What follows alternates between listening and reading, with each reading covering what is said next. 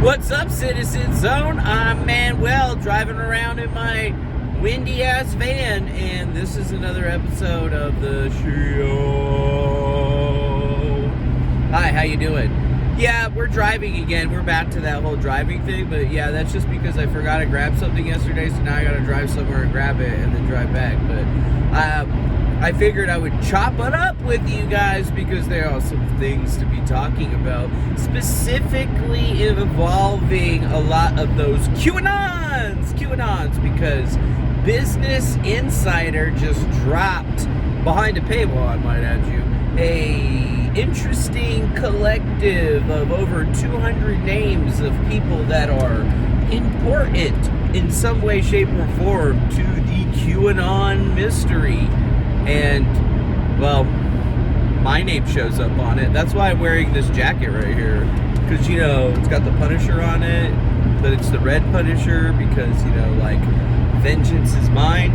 But it was actually kind of interesting to look through it. There's a lot of weird names that show up on there. Some of them, I mean, I definitely fought for you guys, like Mindy Robinson, you know, like they just kind of like threw her in there, and I was just like, Mindy was never into QAnon. And they're like, well, she was like talking about all these different conspiracy theories, and they're all QAnon conspiracy theories. And I'm like, all of those things existed before QAnon. Just because they also so happen to be a QAnon doesn't allow you to take carte blanche and call somebody a QAnoner. So we had to hit up Mindy Robinson, and she didn't really get back to me or anything like that, but I did message it to her, so she is aware. But who knows if her and her hubby even care about that shit. They probably won't. I'm sure somebody actually important will message it over to her, and then she'll actually care. Or, you know, maybe she's just waiting like a week to actually say something. I don't know. So, besides that, a lot of these other people have basically not even spoken to any of these reporters or anything like that, except for a few people. And when I was talking to a lot of these guys, they were very leery of me because they thought I was some kind of internet troll, or people had told them that I'm going to record their conversations and like all this other crap that's just simply not true. And I mean, I was just like, yeah, I don't have a problem with you guys recording a conversation. I was like, but you know, if I tell you it's off the record or something like that, you know, like I want to ask, you know, I'm going to ask you to turn the, you know, recorder off and shit like that.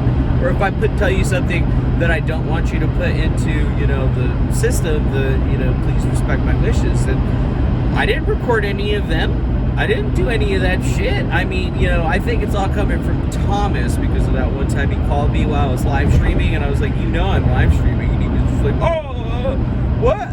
You're live streaming? And I was like, yeah, I've been live streaming this entire time. You knew that. You were in the chat, you fucker. So, that sort of shit. But to me, it was just like, okay, there's a lot of like negativity out there about who I could be. Like all these guys thought I was some anti-Semitic troll or whatever. And it was like, nah, man. I just came up with an idea and gave it to some shitheads. I was like, my role in this thing is very simple. I was just an idea guy who was like, yeah, I think it'd be really great. You know, it'd probably be real successful if we did this. And then they did it. You know, basically that's it. We didn't really do anything else, right? Like, never promoted it. And they were like, well, these people are enablers. And I was like, how am I guess I'm an enabler. I gave some trolls an idea.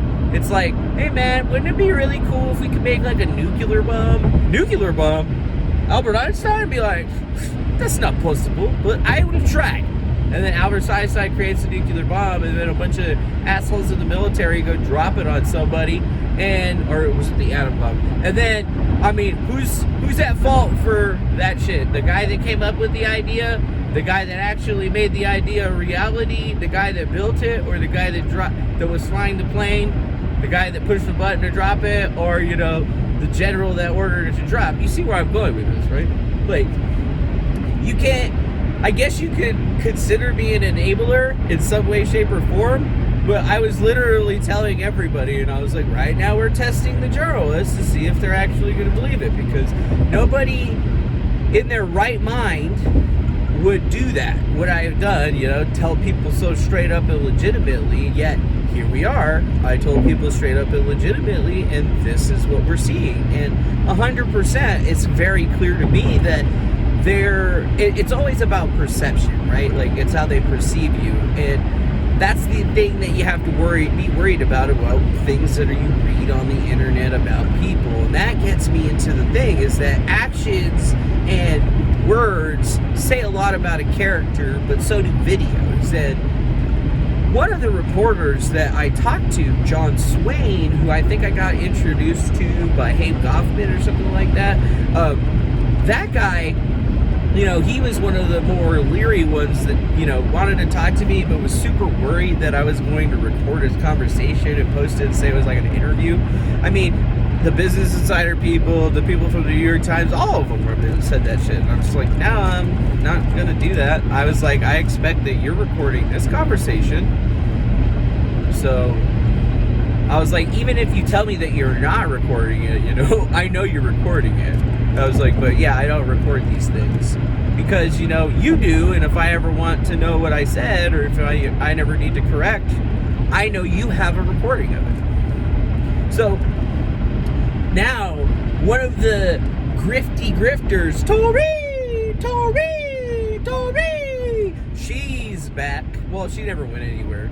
And she actually did an interview with John Swain, or at least that's how she sells it. And I saw it this morning on my Twitter, and I was just like, oh shit, this fucking bitch. But yeah, she literally took a video of, you know, her and this reporter talking, and he was one of the ones that was really adamant about, like, you know, the recording situation. And this chick literally posted it today like it's something that she did. Like, you know, it was an interview that she got with this reporter and she's posting it. But she's saying that she's like exposing deep state operatives looking for information and shit like that. And that's the weird thing. It's a weird thing because I sent it over to him and I was like, are you aware of this? And he was just like, no, thank you. And I was just like, yeah, dude, like, it's kind of illegal to record people without their permission, especially if they've told you that you can't be recording shit like that. And I mean, I think he's maybe British or whatever, and I know the laws about that shit are very clear over there in the UK. But I mean, essentially, like, I think that she just committed another freaking crime. And that's the thing, is it's like, I'm like, guys, you guys have already ran all my shit. You know everything about me, and you're asking me stuff that I've already answered questions on, but I guess I have to re-answer the questions. But I was like, you know, I'm not the one that you need to be worried about. I was like, it's these other people and how they get connected into it. I was like, you're talking about a gang of criminals. We're not talking about regular, normal people. And I was like, they do criminal shit. Like, Tori just did some super criminal shit. But, you know, she's selling it, oh, it's my journalism, it's an interview that I got.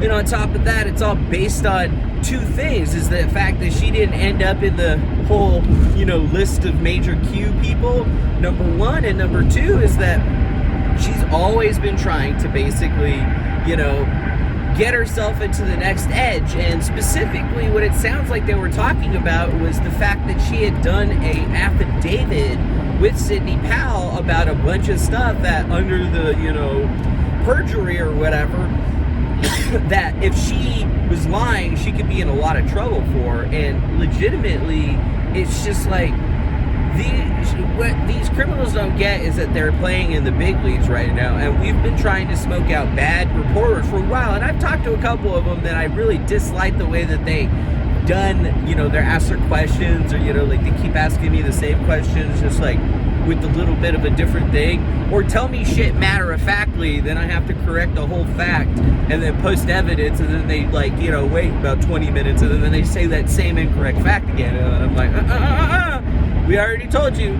we have direct evidence of all of this stuff, that what you just said was incorrect. Well, our data from this person says it's not. And I'm like, well, that person's a fucking liar. I was like, they're not even a part of this. They have no idea. And I was like, and they've had a beef with that person for years and years and years, where they've accused them of being every other person under the sun. I'm talking about Doug Stewart. So I think that we're in a strange space moving forward on this one, but there's not much that we're going to really lose. It's just going to be really funny to see how all these different characters, influencers, and so on and so forth react to this stuff. But right now, we're already seeing some of the ones that didn't get included are doing some pretty insane, crazy shit. And it's weird because I think it's finally actually working, baby.